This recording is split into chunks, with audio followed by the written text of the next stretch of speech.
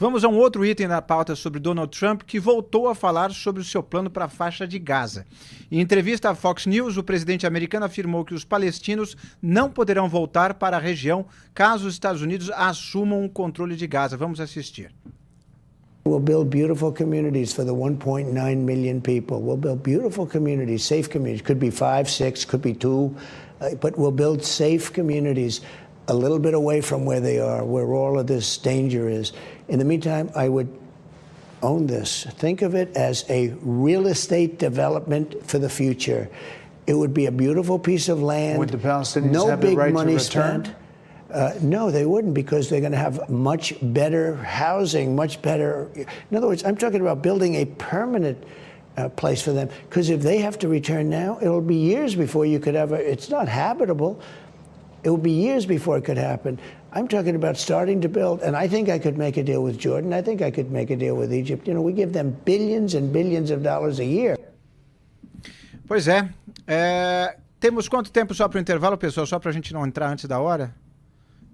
Temos 1 minuto e 10, então eu já mando a pergunta para o Ricardo Kertzmann, a fala para ele, o que você achou dessa fala do Trump, mas caso a gente tenha que interromper, a gente saiba que depois do intervalo a gente continua com esse assunto. Ricardo. Olha, é uma fala, a meu ver, totalmente inaceitável, é uma fala inaceitável sob todos os aspectos, seja prático quanto diplomático.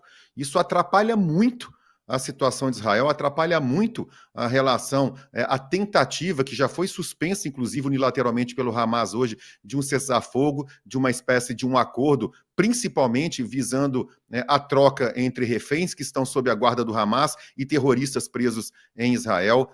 Isso alimenta ainda mais, na verdade, não alimenta, isso comprova muitas das críticas que foram feitas, principalmente pelo campo da esquerda, de que se tratava de uma medida higienista. Agora ele está falando com todas as letras que a intenção é não deixar essa turma voltar para os territórios. Você estava dizendo o quão danosa foi essa declaração do Trump em relação às intenções americanas em Gaza, que atrapalham justamente a paz entre Israel e palestinos. Enfim, ele põe mais confusão do que solução com essas falas pouco refletidas, vamos dizer assim.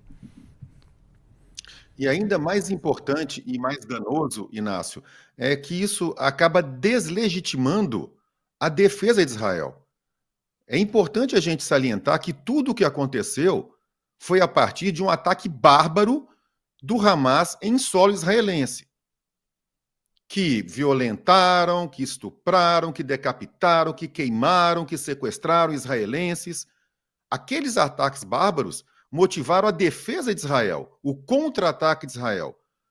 As pessoas podem dizer se foi proporcional ou não, se isso precisava disso tudo ou não, isso é uma outra história. Mas Israel tinha a legitimidade, como ainda tem a legitimidade de se defender e defender seu povo. Quando o Trump anuncia uma medida dessa, ainda que isso jamais seja executado, a meu ver isso jamais será executado, mas quando ele anuncia algo assim e corrobora o discurso que foi feito contra Israel, de que aquilo era um genocídio, inclusive pelo presidente Lula aqui no Brasil, de que aquilo era uma medida higienista e tudo mais, esse tipo de declaração deslegitima a defesa de Israel, porque faz essas pessoas dizer, olha lá, tá vendo? A ideia era essa mesma, era destruir aquilo tudo e expulsar os palestinos. Ou seja, não serve a propósito nenhum. Muito, deveria ficar calado, ele não poderia falar algo desse tipo. Pois é. Obrigado, Ricardo, por participar aqui conosco. Eu espero que você volte ao papo ao longo dessa semana para trazer mais uma vez a sua visão, os seus comentários tão pertinentes sobre esses assuntos que interessam a todos nós. E eu já jogo a mesma pergunta para o Duda. Duda, essa fala do Trump em nada ajuda na diplomacia. Como disse também o Ricardo, cria mais confusão, cria mais ruídos, justamente em torno de um momento tão delicado. Ele não é assessorado ou os assessores simplesmente não falam o que ele precisa ouvir? É que o Trump ele faz uma coisa que o Lula também faz aqui no Brasil, que é a diplomacia presidencial, né? Ele tem essa liberdade e os assessores deles não dão muitos conselhos, porque acham que meio que o Trump tem esse poder mágico, né, de resolver e ter uma estratégia dele, escrever o livro Arte da Negociação. Então, do tipo, é o Trump que toma o seu caminho e os assessores vão correndo atrás depois. Essa fala dele, dizendo que os palestinos não voltariam para a faixa de Gaza depois de serem acomodados no Egito e na Jordânia, é complicado porque mostra que quando o plano foi anunciado na semana passada, que havia uma intenção escondida, que era realmente tirar os palestinos da faixa de Gaza e não trazer eles de volta no futuro, o que contradiz o que se anunciou, porque o que se anunciou é que eles ficariam um tempo no Egito e na Jordânia e depois voltariam. Então agora a gente está aprendendo que não era bem assim. E essa história de tirar os palestinos da faixa de Gaza é um problema que tem raízes históricas muito profundas.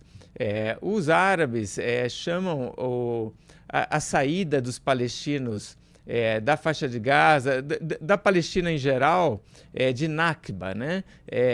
E isso é um trauma gigante para os árabes. O que aconteceu, na verdade, foi uma guerra. Essa guerra acontece depois da declaração do Estado de Israel, a partir de uma decisão da ONU, e o lado árabe não faz o mesmo movimento, não cria um próprio Estado, e países árabes no entorno de Israel fazem uma guerra para impedir que o Estado de Israel progrida, né, siga adiante. E aí, dessa guerra, você tem árabes que saem voluntariamente da região que estava em confronto, outros que saem expulsos, e você tem também israelenses, judeus, que precisam também sair das suas casas, e judeus que são expulsos de outros países árabes. Então você tem uma reacomodação de diversas populações em Israel e nos territórios palestinos e em vários países, né? Aquilo ali ainda era o que tinha sobrado do Império Otomano. Mas aí que se formam os palestinos, né? Os palestinos árabes que vão para a Síria, para o Líbano, para a Jordânia e outros países. Então, o que muitos árabes estão ouvindo dessa frase do Trump é que ele quer fazer esse mesmo movimento novamente, né? Lembrando que essa saída dos árabes dessa região, o nacionalismo palestino foi criado e cresceu muito com essa ideia, né? Então, quando o Trump fala de fazer isso agora, é óbvio que vai ter uma resistência gigantesca, e é isso que está acontecendo agora.